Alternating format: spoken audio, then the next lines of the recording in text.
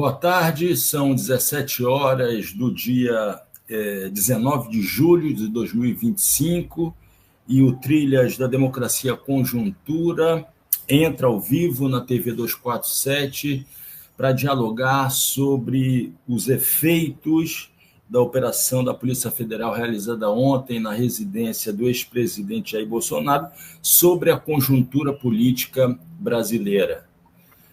Compõem essa nossa mesa redonda virtual, Normando Rodrigues, advogado, Valério Arcari, historiador, Ademar Mineiro, economista. Tudo bem, Normando? Vamos inverter a ordem hoje? Tudo bem contigo? Tranquilo. Firme, forte e alegre. Tudo bem, Valério? Tudo bem. Uma satisfação estar aqui hoje no Trilhas da Democracia e no 247. Aquele abraço para o Ademar, para você e para o Normando. Tudo bem, Ademar?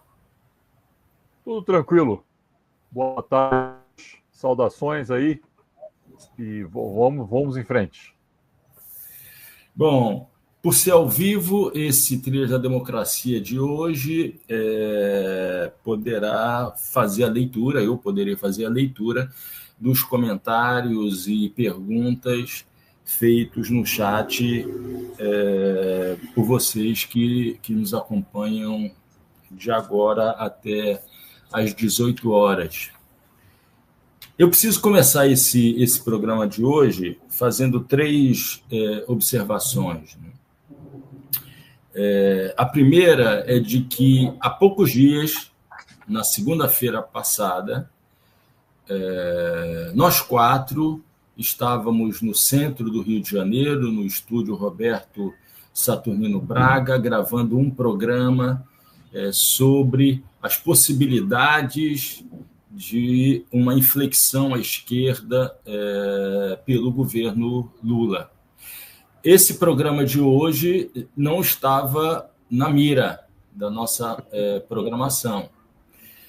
Isso quer dizer o seguinte, que eu considero ser indissociável as discussões que vão ser feitas aqui desse programa que foi gravado na segunda passada e que irá ao ar no domingo da próxima semana. Então, desde já, eu convido todas e todas a acompanhar o Trilhas da Democracia do domingo da semana que vem.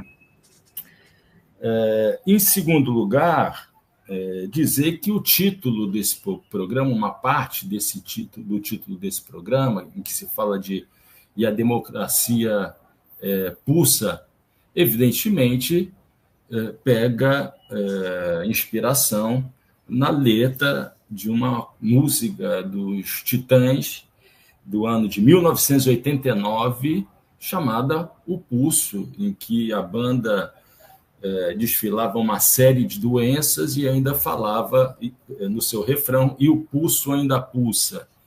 Então, muitas das discussões, a minha primeira pergunta, inclusive, vai se relacionar a essa ideia de uma democracia que pulsa mais forte depois da operação de ontem na residência do ex-presidente. E, por fim, uma terceira observação. Eu acabei de assistir, nessa tarde de hoje, o documentário Apocalipse nos Trópicos, da Petra Costa, que dirigiu também, foi diretora de um documentário intitulado Democracia em Vertigem, e confesso que foi uma experiência estética e política muito interessante, porque, ao mesmo tempo, o documentário é assustador, em função de mostrar uma realidade que a gente vem acompanhando já há bastante tempo, nós que atuamos aí na política, né, e fazemos essas discussões reiteradamente, que é o crescimento da presença política de lideranças evangélicas, não vou falar dos evangélicos, vou falar de determinadas lideranças evangélicas na política brasileira. Então, é assustador por conta disso. Mas, ao mesmo tempo, e por isso eu disse que foi uma experiência estética e política um tanto quanto contraditória, porque ao final do filme, e eu não vou dar spoiler nenhum aqui, ter sabido como essa história, pelo menos até agora, como ela desembocou, né, e ter assistido um dia após a colocação da tornozeleira eletrônica no pé daquele que foi responsável por várias das cenas que aparecem nesse filme e também no Democracia em Vertigem, ter visto o filme com essa perspectiva do day after, do dia seguinte à colocação da tornozeleira eletrônica, causou um prazer enorme. Então, por um lado, uma experiência assustadora e, por outro lado, uma experiência bastante, eu digo até emocionante, né? Em determinadas cenas que você sabia o que ia acontecer, mas quando elas aparecem de novo, causam arrepios, né? Bom, feitas essas 3 observações, eu começaria fazendo exatamente essa pergunta, né? Após a operação da Polícia Federal ontem, na casa de Brasília, na residência de Brasília do ex-presidente Jair Bolsonaro, a democracia política brasileira pulsa com um pouco mais de potência. Aquelas gordurinhas que se encontravam lá entupindo as artérias, né, do coração dessa democracia que por pouco não para de pulsar, muito pouco não para de pulsar. O fluxo sanguíneo, ele, depois da operação de ontem, e feitas todas as ressalvas que eu sei que muitos de vocês vão fazer, né, em relação aos riscos da extrema-direita, a democracia brasileira pulsa com um pouco mais de potência depois da operação da Polícia Federal de ontem. Ademar primeiro, depois Valério e, por fim, Normando. Vamos inverter a ordem aqui dessa apresentação. Por favor, Ademar. Bom, vamos lá. Eu acho que, digamos, a democracia brasileira pulsa. Pulsa num corpo que é um corpo que não está 100%. Né? Então, eu acho que esse também é um ponto a ser levado em consideração. Agora, já que a gente está falando de pulsar, eu colocaria que a gente está numa daquelas fases, e sem querer avançar em cima da especialidade do Valério, que é um historiador, mas a gente sabe, né, que existem alguns momentos da história em que as coisas se aceleram. Né? Você falou de filme também é assim, né? Tem um momento do filme que as coisas se aceleram. E eu acho que a gente está num momento que as coisas estão acelerando. Né? Então, é nesse momento que eu acho que a gente vai testar esse corpo que a gente tem. Né? A democracia pulsa, mas ela tem as suas resistências, e as resistências hoje, elas não se dão só no plano nacional, né? Como a gente julgava lá enfim, durante o governo Bolsonaro, ou até no governo Lula, no 8 de janeiro, ou em alguns outros momentos, né? Mas esse corpo está sendo testado agora também no plano internacional. Né? Então, você tem uma conjugação de elementos que eu acho que vão ser um teste fundamental, até para saber, digamos, até que ponto, né, a gente tem esses anticorpos contra qualquer eventualidade de um golpe ou não, ou se continuamos aí expostos a essa situação. Mas o que eu acho interessante ressaltar é isso: você está num daqueles momentos em que a história está se acelerando, a nossa história está se acelerando, o filme que a gente está vendo está se acelerando. Né? E, quando isso acontece, definições podem acontecer a qualquer momento, mas mais do que isso, né? Muitas vezes a trama da história também pode mudar. Né? A trama do que você está passando pode mudar fundamentalmente. Então, se a gente fizesse essa discussão, talvez há 3 meses atrás, 5 meses atrás, a gente falaria de um rame da política nacional, não falaria de que o governo Lula não estava conseguindo sair das cordas de alguma maneira. Não é? A gente iria provavelmente por esse caminho, que seria um caminho bem razoável para o que a gente está olhando. Agora, as coisas estão se acelerando. E as coisas se acelerando, novos pontos entram em pauta, novas disputas começam a se travar. Então, eu acho que, digamos, para a gente fazer uma discussão de conjuntura a partir desses últimos acontecimentos, eu acho que a gente deveria tomar isso em consideração. Nós estamos em um momento em que as coisas estão se acelerando e o roteiro que estava desenhado pode mudar a qualquer momento. Eu colocaria isso como um pontapé inicial, porque eu acho que é importante para a gente fazer na nossa discussão. Valério? Bom, muito bem. Bom, a metáfora que você apresentou, Marco, é justa. Nós temos um regime democrático liberal, já com uma certa longevidade, se pensamos em perspectiva histórica, né? O intervalo que nos separa de 88 é o mais longo da história do Brasil, ainda que tenhamos tido uma fortíssima turbulência, que foi o golpe institucional, utilizando o pretexto das pedaladas fiscais, que interrompeu o mandato de Dilma Rousseff em 2016, e que, evidentemente, só pode ser compreendido num contexto, porque houve golpes semelhantes em Honduras, no Paraguai, e depois do Brasil houve no Peru. E, portanto, nós estamos em uma nova etapa histórica, é uma turbulência imensa diante de uma ofensiva internacional da extrema-direita. E o contexto, digamos, da semana, eu creio que ele está determinado por 4 fatores chaves. O primeiro nós temos todos a plena compreensão, a plena percepção da gravidade que é a ofensiva de Trump contra o Brasil. O Brasil, a nação, está sendo atacada.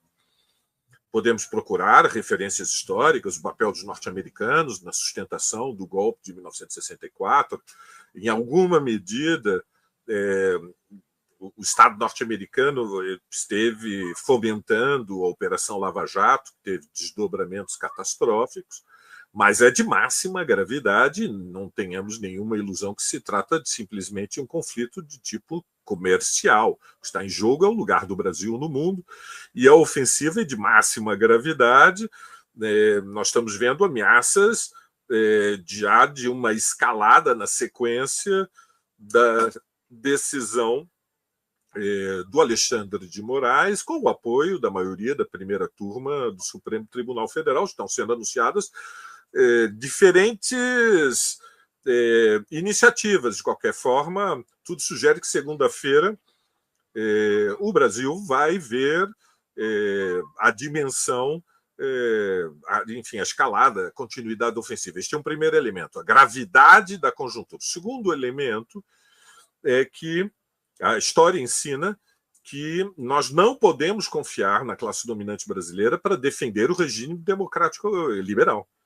É um paradoxo da história, mas sempre foi a esquerda quem lutou pela defesa das liberdades democráticas no Brasil, ou seja, a fração liberal que ofereceu, apoiou a Lula nas últimas eleições, sobretudo no segundo turno, porque, digamos, Alckmin era uma liderança importante, assumiu 4 vezes o governo do Estado de São Paulo, mas estava fora da vida política, estava aposentado. Ele participava de programas de televisão na condição de médico anestesista, só para nós termos sentido das proporções. E, por outro lado, Simone Tebet vem de Três Lagoas, no Mato Grosso do Sul. É uma representante do agronegócio, seu pai foi ex-governador no Rio Grande do Sul, mas estava muito longe de ser uma liderança de dimensão nacional para a classe dominante. Portanto, confiar na classe dominante. Mesmo quando há setores importantes da economia, nós estamos falando da indústria do aço de Minas Gerais, estamos falando do agronegócio em São Paulo, nós estamos falando de importantes negócios, 40 bilhões é a dimensão da exportação brasileira anual para os Estados Unidos. Mas a confiar que a classe dominante é o ponto de apoio que vai garantir uma sustentação interna ao governo Lula diante da ofensiva de Trump é uma ilusão, porque o que a história ensina é que Diante de crises, o critério da classe dominante é o meu pirão primeiro. E se agora estão alinhados com o governo Lula, dizendo não vamos aceitar a chantagem de Trump, depois do 1º de novembro, quando entrarem enfim, forem impostas as sanções econômicas, e não sabemos o que virá na segunda-feira, veremos. E o terceiro elemento é que é preciso, para resistir a Trump e à pressão da extrema-direita, nos apoiarmos na mobilização. Veja, eles já estão convocando uma mobilização. Marco, Normando, Ademar, já está sendo articulada uma manifestação de rua pela liberdade de Bolsonaro. Hoje saiu uma pesquisa Quaest, não sei se vocês e os que nos acompanham tiveram a oportunidade de ver, 41% da população consultada pela Quaest apoiam Bolsonaro e exigem a sua libertação, estão contra a decisão do Alexandre de Moraes. Fechando, ontem foi um dia em que, como você disse, Marco, nós tivemos uma vitória. É uma vitória parcial, mas existirem generais de 4 estrelas presos no Brasil e um ex-presidente como Bolsonaro estar em prisão domiciliar é uma vitória democrática. Ela tem que ser celebrada num país como o nosso. Ou seja, Alexandre de Moraes teve muita coragem. Ele foi a decisão. Vazou na imprensa que foi considerada a possibilidade da prisão preventiva, que eu apoiaria. E creio que todos nós deveríamos apoiar a prisão preventiva, ou seja, impedir Bolsonaro de circular livre, leve e solto durante o dia, até às 19 horas em Brasília, nas circunstâncias em que nós estamos, é de máxima gravidade. Nisso o Lula tem toda a razão, são traidores da pátria, conspiraram com o império mais poderoso da Terra e colocaram os seus interesses pessoais e políticos acima dos interesses da nação. As ameaças são variadas, então nós podemos ser excluídos do sistema GPS. Imaginem o colapso que seria isso. O governo Trump denunciou o PIX, algo sem noção, sem precedentes. Os perigos são muito grandes e, diante disso, o governo Lula está diante do desafio. Concluo, Marco. O desafio é se apoiar na mobilização. Ele foi, o presidente Lula foi ao Congresso da UNE e diante dele, a direção da UNE anunciou: nós vamos às ruas. A UNE tem uma história nesse país. Nós fomos à rua, os pioneiros na luta contra o Collor. Nós vamos sair às ruas para levantar a bandeira do Brasil e nos defendermos e a nossa soberania diante do cerco imperialista. E o desafio é saber se o governo vai sair, sair do modo governabilidade a frio. E nós vimos como, em resposta àquela votação provocadora de mais de 380 deputados que derrubaram o projeto de imposto sobre o OF, nós vimos que, ao entrar na luta política ideológica, existe um caminho. Se inverteu a relação política de forças nesse país. A extrema-direita está na defensiva. E a oportunidade agora é nos apoiarmos na mobilização de massas. A rigor, a defesa da nação exige incendiar o país para ir às ruas, dizer não a Trump, procurar apoio na América Latina, procurar apoio com Petro, procurar apoio com Boric no Chile. Talvez convocar uma conferência latino-americana para Brasília, como foi a iniciativa do Petro em solidariedade com a Palestina, chamou uma conferência internacional com a África do Sul a semana passada em Bogotá.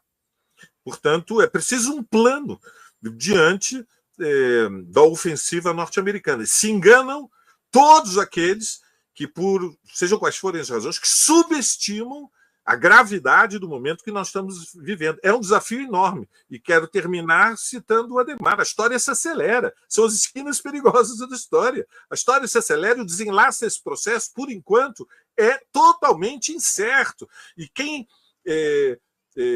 não compreende a vulnerabilidade da posição brasileira não compreendeu nada. A relação de forças do sistema internacional, que é um sistema rígido, inflexível, para mudar é muito difícil, é favorável ao imperialismo norte-americano. Não sejamos ingênuos, é uma luta, e na luta nós temos que partir da pior hipótese. A pior hipótese é que a ofensiva vai continuar, bom empirismo leninista, um dia de cada vez, responsabilidade, mas nós temos que usar todos os recursos ao alcance da defesa do Brasil. Isso significa luta nas redes, luta nas ruas, iniciativa internacionalista, firmeza e defesa incondicional do Brasil contra o imperialismo. Marco, câmbio. Obrigado, Valério. Normando, por favor. Eu acho que o Valério foi bastante enfático e Adhemar tinha traçado um quadro interessante. Eu vou apenas tentar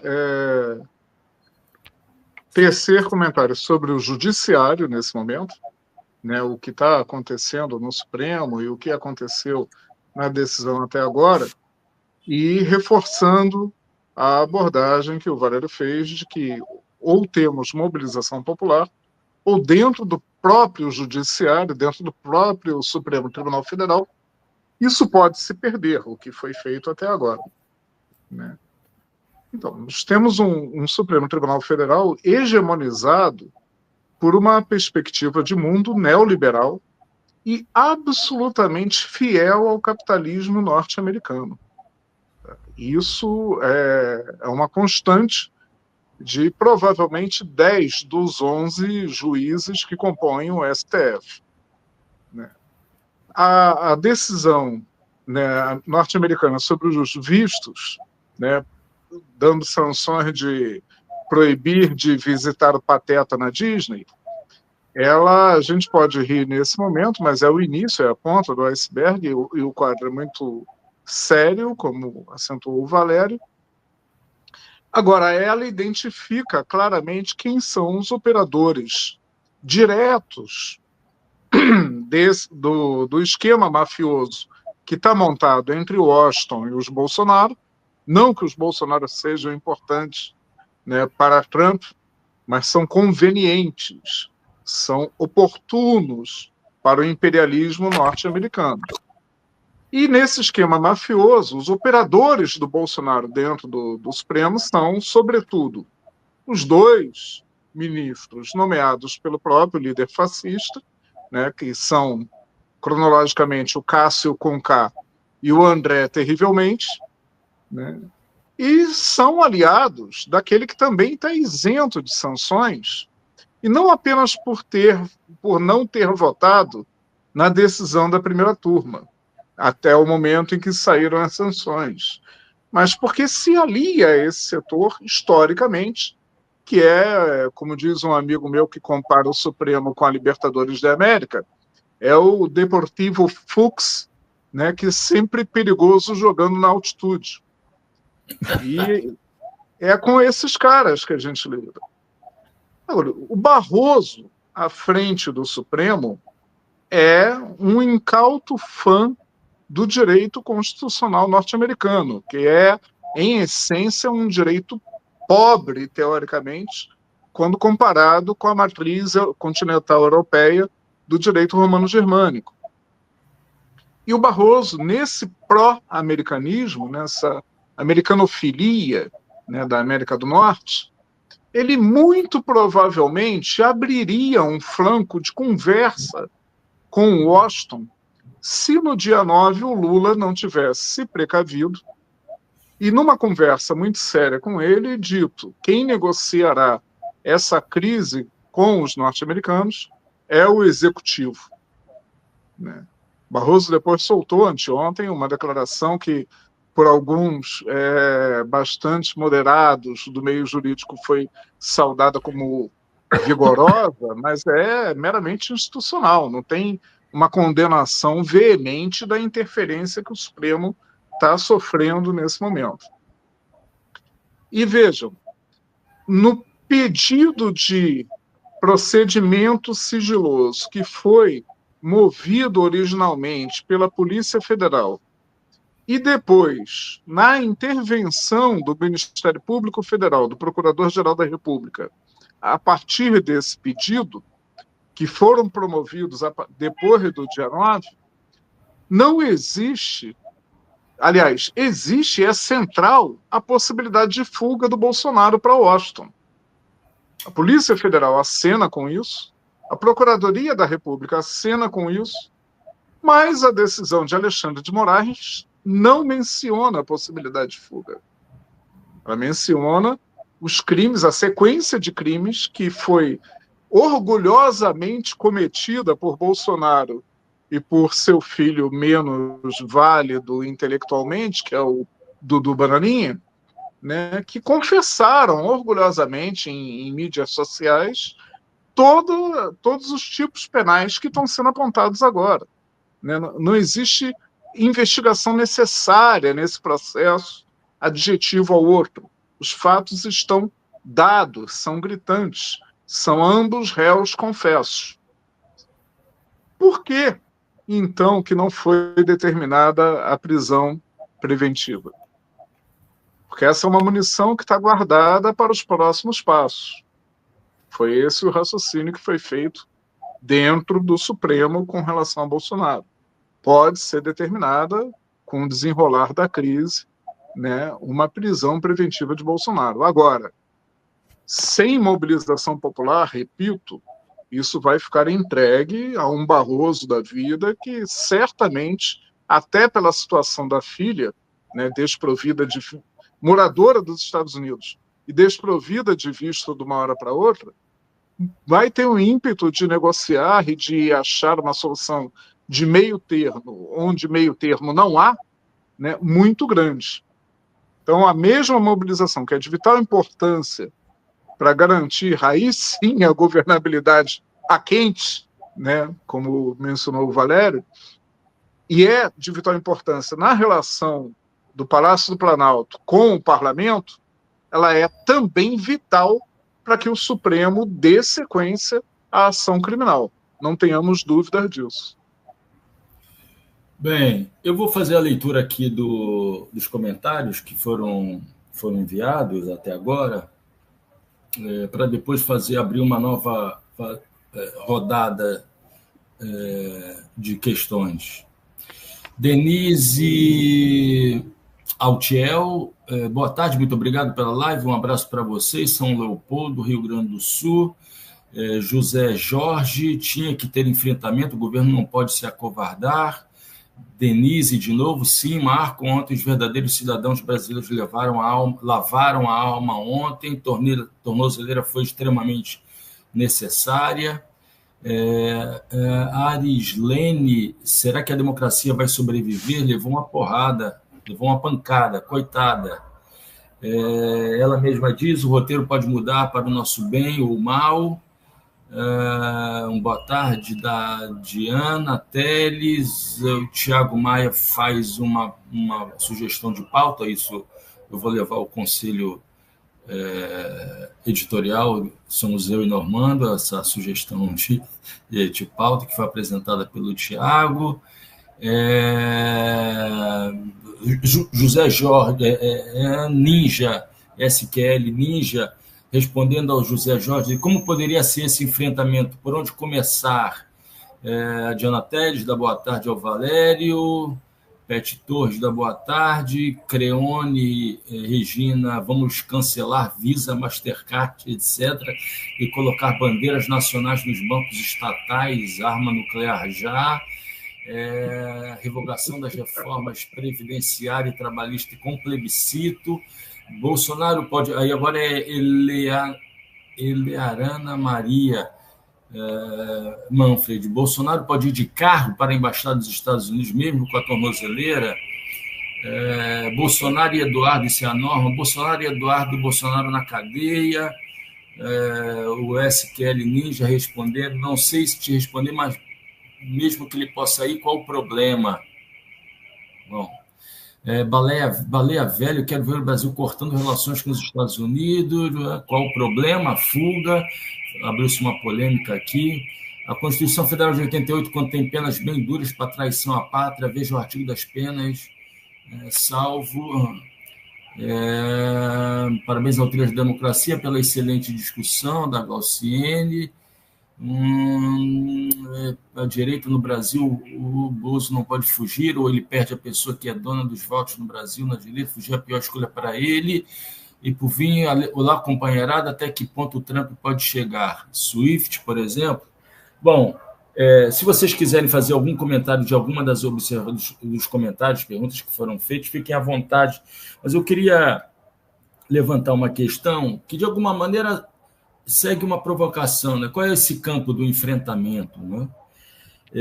Eu me lembrei agora, na verdade não me lembrei agora, né? Mas quando eu vi de ontem para hoje, e tendo em vista isso que o Adhemar disse na sua primeira fala, né? Quer dizer, essa aceleração do tempo histórico, e para o nosso campo foi uma aceleração positiva, né? Eu me lembrei dos artigos que o Raimundo Fauro, grande autor dos Donos do Poder, escrevia na revista do Domínio Carta, quando não era a Carta Capital, era que Isto é, Senhor, era isso antes da Carta Capital? Acho que era Isto é, Senhor, né? E o Raimundo Fauro, eu acabava de entrar na universidade e ficava muito impressionado, porque fazia as primeiras leituras sobre Gramsci e o lema, o otimismo da vontade, o pessimismo da razão. E aí, quando eu li do Gramsci, quando eu lia os artigos do Fauro, o Fauro dizia assim: eu sou um otimista, mas um otimista com prudência. Eu falando agora de mim, eu sou um pessimista, sempre com prudência, mas com alguns lampejos otimistas, como os decorrentes dessa semana. E eu fiquei pensando aqui, há quanto tempo nós não tínhamos tantas bandeiras de luta possíveis para levar as pessoas do nosso campo para as ruas de maneira ampliada. Eu estava tomando nota aqui, né? E surgidas no tempo recente, né? Numa conjuntura muito, muito recente, né? Existe uma bandeira anti-Trump, né? Que pode se, digamos, dividir em questões muito concretas que afetam a vida das pessoas. Trump está nos dando várias oportunidades disso, né? A defesa do PIX, a luta contra a taxação, a defesa da 25 de março, né? Não é isso, Valério? Você de São Paulo, no 25 de março? É isso? 25 de março, comércio 25 popular. de março, defesa da 25 de março. A bandeira da justiça em relação a todos aqueles que tentaram dar o golpe nos últimos 4 anos do governo Bolsonaro até o dia 8 de janeiro. A defesa da taxação dos ricos, super ricos, né? E o fim da escala 6.1, 6 por 1. Quer dizer, a gente tem uma quantidade enorme de bandeiras de luta para incrementar aquilo que Valério afirmou, Normando também, Adhemar sempre fala disso, da necessidade de ir para as ruas, né? Mas para ir para as ruas a gente precisa de um conjunto de bandeiras e que toquem nas pessoas, né? E eu acho que há muito tempo nós não tínhamos um conjunto de princípios e, ao mesmo tempo, questões muito concretas, né? Que afetam a vida das pessoas. Podemos fazer uma outra rodada, começando por Adhemar. Adhemar, a gente tem aí nas mãos a possibilidade de que não existia há um bom tempo, né? Tanto em termos de incentivo, né? Digamos, de ligação daquela chave, né? De revolta, de contestação para ir para a rua, e agora também bandeiras. Nós temos isso agora em mãos e nós podemos aprofundar, acelerar ainda mais esse tempo histórico nessa conjuntura a favor do campo político que nós encontramos nas várias esquerdas existentes. Por favor, Adhemar. Então, eu acho que, do ponto de vista da mobilização, eu juntaria 2 grandes bandeiras que eu acho que estão colocadas nessa discussão. E as 2 têm implicações para dentro e para fora, mas para dentro e para fora, quero dizer, no plano nacional e no plano internacional. Mas eu acho que a principal bandeira, a primeira bandeira, não é a principal, mas é a primeira que está colocada, e está colocada muito por essa questão do Trump, é a questão da soberania. Né? Então, esse ponto é um ponto fundamental. Né? Na verdade, a intervenção do Trump, ela é uma revisão grave no plano internacional da chamada Paz de Westfália, né, que desde o século XVII, para exatamente evitar conflitos, digamos, advindos da tentativa de intervenção de alguns estados nacionais, naquela época nem tão estados nacionais, algumas regiões, algumas monarquias, alguns reinos, algumas cidades, estado, etc., em outras, né, se firmou, terminando uma série de guerras àquela altura no continente europeu, né, a questão de que ninguém pode interferir na vida interna do outro. Um país não pode interferir na vida interna do outro. Esse é o limite, digamos. Se passar daí, está justificada uma guerra. Né? Então, eu acho que a primeira coisa é perceber que tanto o Trump não pode interferir no judiciário brasileiro, e a gente tem um país que organiza a forma da independência dos poderes. Isso é uma questão de soberania nacional. Não pode Trump cobrar exigências em relação ao executivo brasileiro que o executivo enquadre o judiciário. Né? Isso não existe, né, do ponto de vista do arcabouço institucional internacional, e isso é um princípio que vem desde, por isso que eu citei, né, a chamada Paz de Westfália lá no século XVII. Portanto, é uma coisa que já tem quase 4 séculos. Né? E essa questão da soberania também tem uma série de implicações, quer dizer, tem essa implicação para dentro, ou seja, ele não pode querer mexer aqui dentro com as nossas deliberações internas, então o PIX é uma decisão nossa, inclusive de um Banco Central autônomo, que nós nem gostaríamos que fosse autônomo. Não é? Aliás, eu poderia até dizer isso, o Executivo Federal, por lei no Brasil, não pode nem interferir no Banco Central, porque o Banco Central tem autonomia, que eu não gosto muito, mas que está garantida por lei. Né? Então, essa é uma questão. Mas isso também implica que as relações externas do Brasil, por exemplo, participar do BRICS, é uma decisão nacional sobre a qual ele não pode interferir. Não pode interferir nessa decisão. Essa decisão que diz respeito a uma atitude soberana do país de se colocar no mundo. Então, tem essas duas perspectivas. Eu acho que o primeiro ponto importante é essa questão da soberania. O segundo ponto, eu colocaria a questão da desigualdade, a luta contra a desigualdade no país.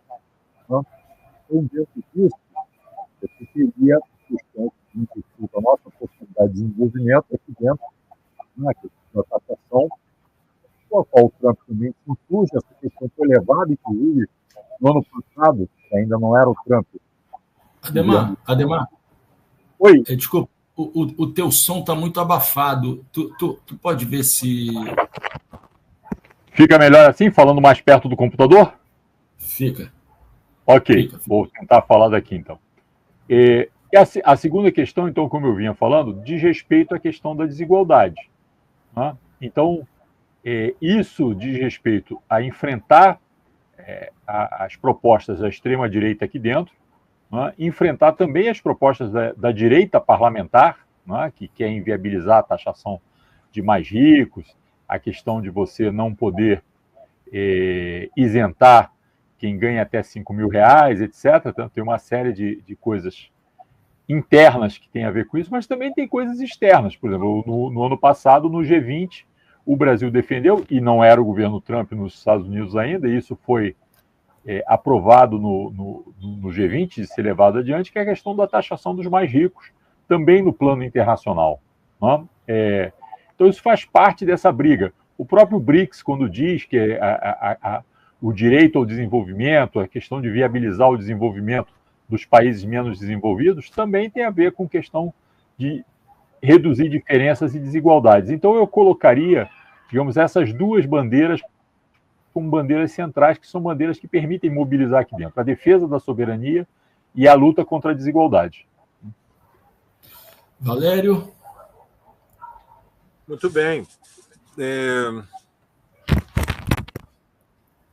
Nós estamos diante de muitos desafios. Vocês sabem que, na madrugada do último dia operação da Câmara dos Deputados, à véspera das férias, né, do recesso parlamentar. Eles tiram férias no Congresso Nacional 2 vezes por ano.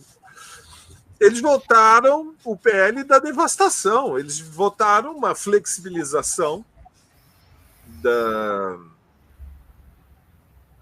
da lei que estabelece as condições ambientais para a exploração econômica no país. E o Lula está diante do desafio e quer vetar a aprovação desse projeto de lei da devastação. O licenciamento ambiental passou a ser o vale tudo. Faroeste, Adhemar virou faroeste. É autodeclaração, certo? É insano. No Brasil, com campeões mundiais de desmatamento,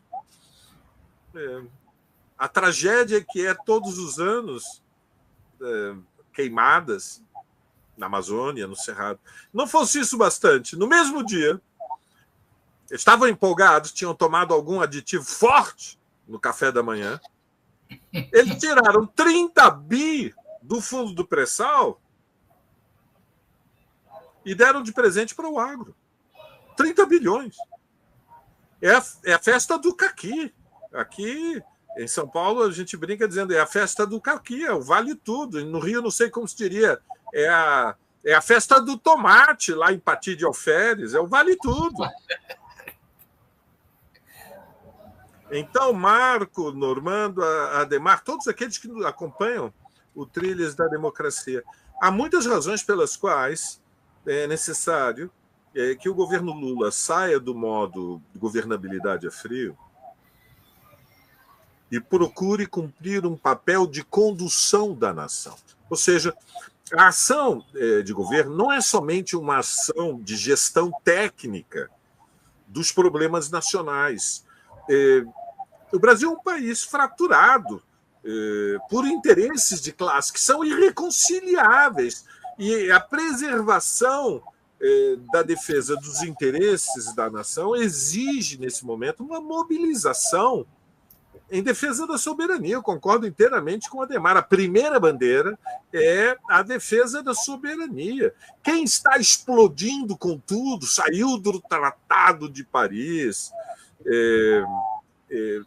é o Trump. Mas não é só o Tratado de Paris. A realidade é que o que nós estamos vendo é que o próprio, digamos, a lenta, mas ininterrupta crise do Império Norte-Americano está levando o governo norte-americano a romper até com a arquitetura, né, o desenho do sistema internacional corresponde aos seus interesses, que era Bretton Woods. E, a rigor, eu gostei da erudição do Adhemar, 1648, Tratado de Westfália, ao final da Guerra dos 30 Anos, que foi um dos maiores banhos de sangue, naquele momento histórico, o maior banho de sangue que a Europa tinha conhecido.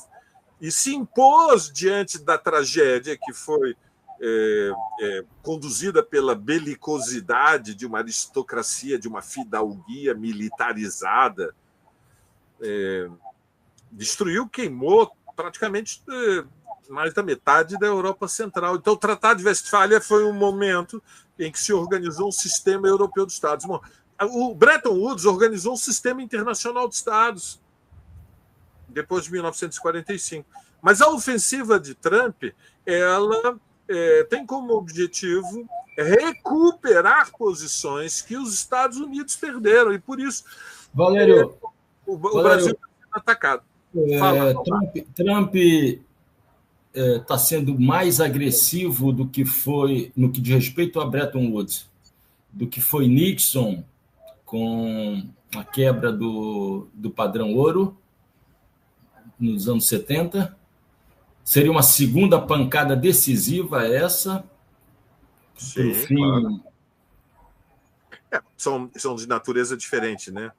O fim da convertibilidade fixa do dólar com o ouro criou uma moeda fiduciária, mas muito estável. E desde então o dólar cumpre as 3 funções de qualquer moeda. Ela é uma unidade contábil, ela é moeda de câmbio, mas ela também é a moeda do entesouramento.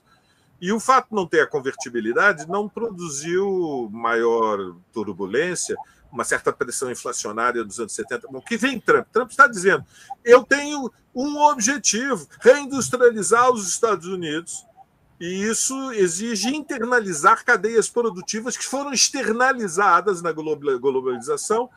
Portanto, criou-se uma nova divisão internacional do trabalho. E nessa divisão internacional do trabalho, nós ficamos com o sistema financeiro e complexo militar e industrial. Não é o bastante. Mas Nixon não foi fundamental para quebrar a possibilidade, inviabilizar a possibilidade de ultrapassagem dos Estados Unidos pelo Japão naquele momento, da mesma forma como as ações de Trump hoje têm como objetivo fazer com que não haja essa superação dos Estados Unidos pela China? Responde, eu creio que a analogia histórica é justa, responde ao mesmo problema, mas a qualidade do processo é diferente. Ou seja, o Japão nunca remotamente ameaçou a supremacia norte-americana no mercado mundial, nem falar no sistema internacional de Estados. Vamos lembrar que os Estados Unidos mantêm 30 mil soldados. 30 mil! No território do arquipélago japonês. Bom, 30 mil é a lotação que nós vamos ter amanhã do Palmeiras contra o Atlético Mineiro. É uma força militar de choque muito grande. Ou seja, o Japão, a rigor, nunca foi uma ameaça no sistema internacional do Estado. A analogia é verdadeira. O Japão estava numa dinâmica de rapidíssimo industrialização, com vantagens comparativas em relação aos Estados Unidos. Mas a China é um adversário, é um competidor numa escala, numa estatura, numa dimensão, numa magnitude, Marco, mas não incomparavelmente maior. E, portanto, responde ao mesmo tema, que é a preservação da posição de liderança no mercado mundial e a defesa da hegemonia no sistema internacional dos Estados. E esta ofensiva atinge o Brasil, porque o Brasil, dentro dos BRICS, Normando, Adhemar, Marco, é o elo mais frágil. Não sejamos ingênuos. É evidente que a nossa posição em comparação com a Rússia e a China é de muito, muito, muito maior vulnerabilidade. Mobilização de massas, entretanto, o grande desafio não é só ter uma bandeira justa. No Brasil, vamos combinar, pessoal, nunca faltaram bandeiras justas para a gente ir para a rua, certo? O país não é a Noruega, ou seja, aqui não falta crise. De tédio e aborrecimento a gente não morre. Aqui tem sempre boas razões para ir às ruas. O tema central, entretanto, é que é preciso ir além da atitude administrativa de gestão dos negócios públicos, tecnicamente, e assumir que o governo, e, digamos, em particular o presidente Lula, tem uma responsabilidade de conduzir a nação, e isso cumpre um papel educativo. Por exemplo, o Lula vai no Congresso da ONU e diz: aqueles que no Brasil apoiam as sanções econômicas dos Estados Unidos contra o Brasil são traidores da pátria. Isto é educar e conduzir. É dizer, nós temos inimigos e eu vou dizer quem são. Isto é parte da educação política. Mas a educação política não pode ser feita... Há sempre um risco, é o risco da... Sobretudo quando há uma inversão da relação política de forças, a situação ficou melhor, né? Vamos combinar, a situação ficou bem melhor. Há um mês atrás, nós estávamos encurralados na defensiva e apanhando que nem os infelizes nas redes e nas ruas, né? Vamos lembrar que em abril o Bolsonaro ainda colocou 50 mil na Paulista, que não é pouca gente. Mas há o perigo da soberba. O perigo da soberba é infantilizar o debate e subestimar o inimigo. Eu não acho um bom critério nós diminuirmos o perigo que Trump representa para o Brasil. Eu acho que a atitude responsável, adulta, politicamente educativa, é explicar à nação que a maior potência do mundo não aceita que o Brasil seja um país independente. E o Brasil elegeu um governo que decidiu manter a nação dentro dos BRICS. E os BRICS não são mais do que um acordo comercial, não vamos também romantizar os BRICS, né, Normando? A gente já tem muito tempo, Adhemar, quanto tempo nós estamos na estrada? Muitas décadas, nós não nos podemos permitir vender ilusões, não é responsável. Os BRICS são um acordo comercial. Evidentemente que os chineses querem ganhar tempo. Os chineses foram ultra cuidadosos com as sanções que excluíram a Rússia do mercado mundial. A Rússia foi excluída. Os depósitos do governo russo, dos bilionários russos, que não são poucos, o capitalismo na Rússia é de extrema desigualdade, foram todos congelados, inclusive na Suíça, que parecia que era o paraíso intocável dos depósitos antes da abertura dos paraísos fiscais offshore, né, nas Índias. Valério. Então, é uma ilusão pensarmos que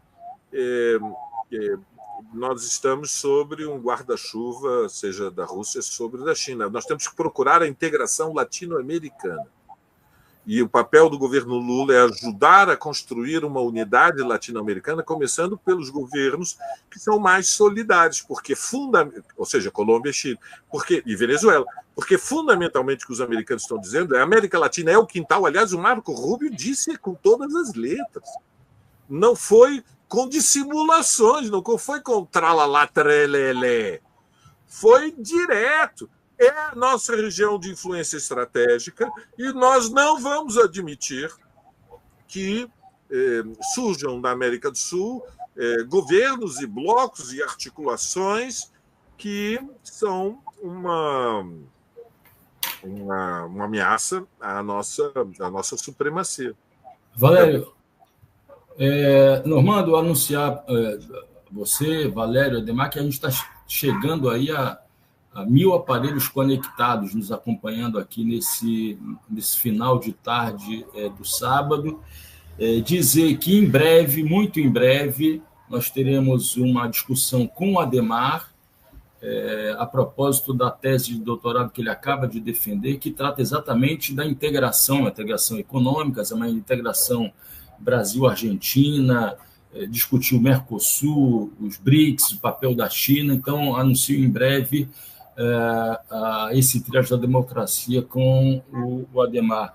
Normando, eu queria que tu finalizasse esse programa de hoje, mas me permita, só foram muitos os comentários que foram enviados. Eu faço a leitura e te passo a palavra para você tratar, e eu te provocaria no seguinte sentido: é a possibilidade da gente reverter a questão do patriotismo, do sentimento de patriotismo e de nacionalismo, lembrando Gramsci no sentido popular, o nacional popular, quer dizer, a partir da observação do Adhemar e ratificada pelo Valério, de que a questão da soberania nacional é uma bandeira central. Seria esse um momento possível para reverter a ideia que foi construída entre 2013 e até esse momento que a gente vive. Vou fazer rapidamente a leitura aqui dos comentários.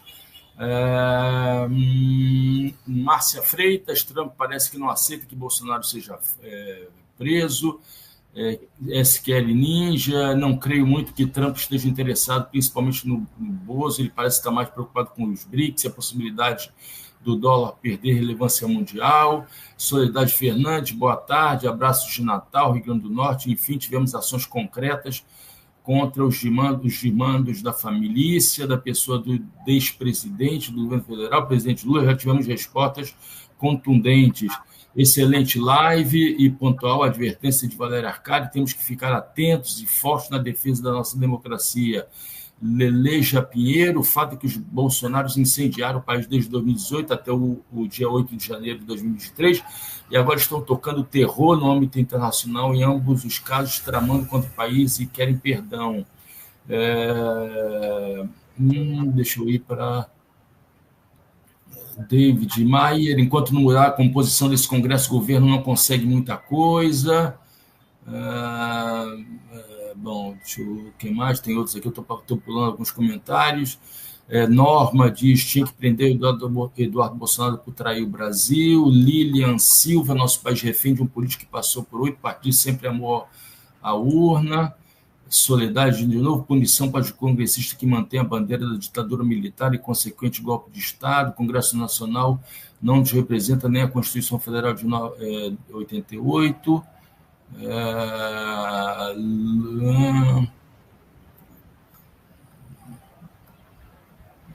Deixa eu ler uma última mensagem aqui, são muitas, hein, pessoal?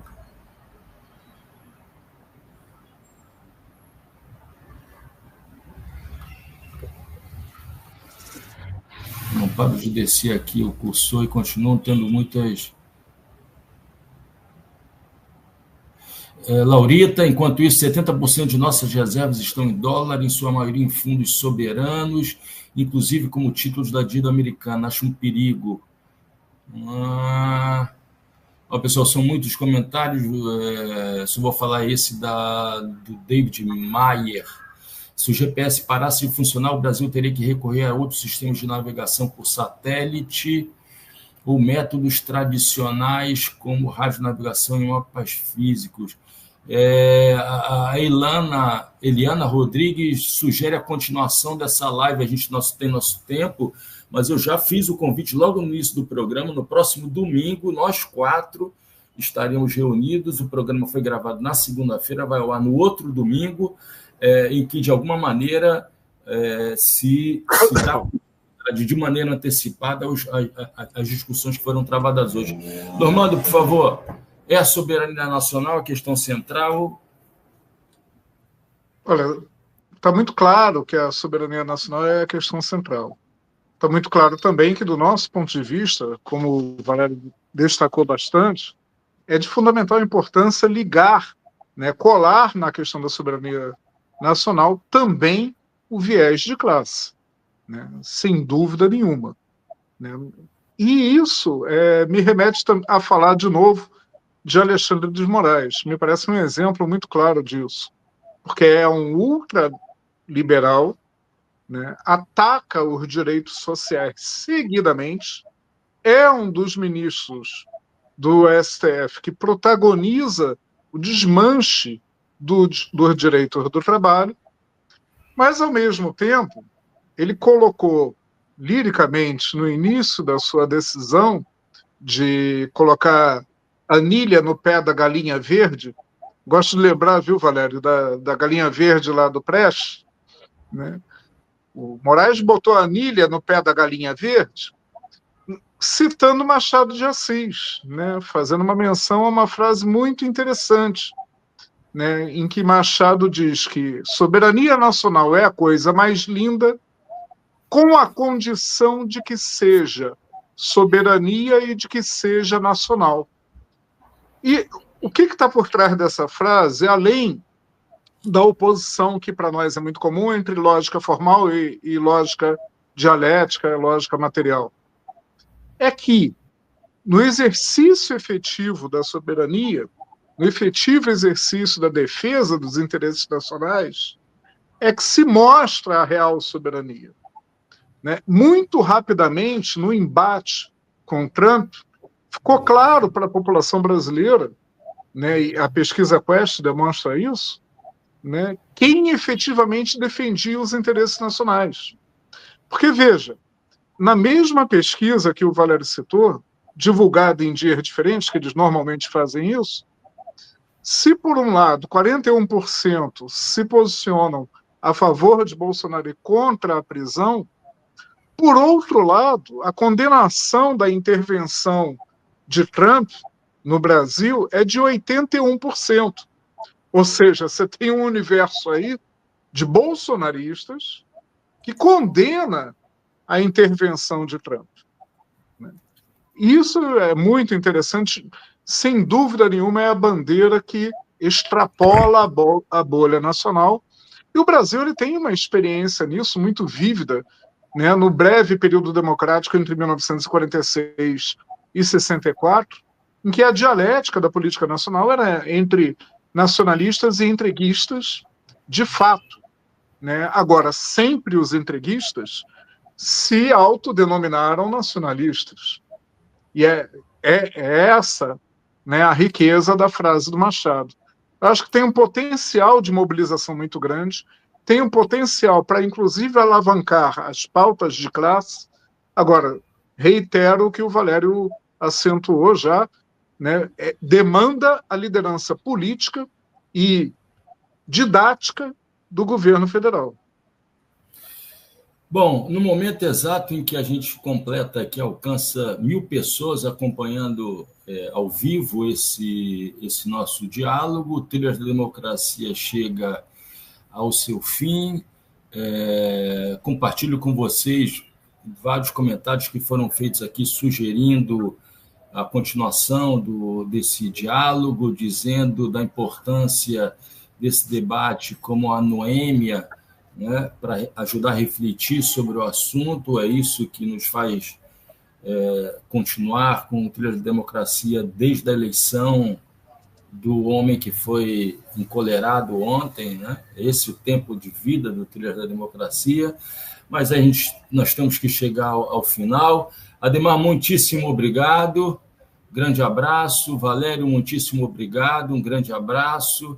Normando, um outro grande abraço. A gente se vê amanhã, às 15 horas, num Trilha da Democracia que foi gravado na segunda-feira passada no estúdio Roberto Saturnino Braga, no centro do Rio, com o ex-presidente da União Nacional dos Estudantes, se citou aqui algumas vezes, aqui, a UNE, está próxima da realização das suas eleições, o ex-presidente da UNE, Jean-Marc Van der Weide, agroecologista, e o ex-militante da VAR Palmares e da VPR, Liz Vieira, professor aposentado da PUC do Rio de Janeiro, que vão dialogar sobre a geração de 68, eles são da geração 68, e os caminhos do socialismo e da democracia.